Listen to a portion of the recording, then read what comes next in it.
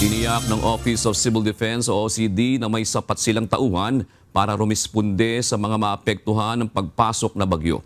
Ayon kay OCD Deputy Administrator for Administration, ASEC Bernardo Rafaelito Alejandro IV, mayroong mahigit 30,000 uniform service ang magrerelyebo at nakahanda na sa paparating na bagyo. May sapat na rin anyang family food packs at non-food items na mga galing din sa Department of Social Welfare and Development o DSWD.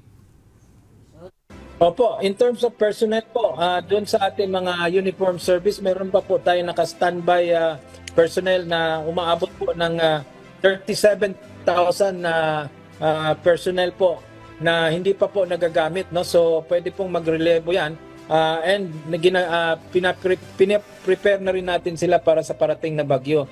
In terms of relief items naman po, meron tayong on standby from DSWD worth 2.7 billion na stockpile, both family food packs at saka yung non-food items, no, na naka-ready. So kasama na rin dyan yung sa ibang agencies pa like OCD na meron din kaming mga sariling supplies na dinidistribute doon sa affected areas.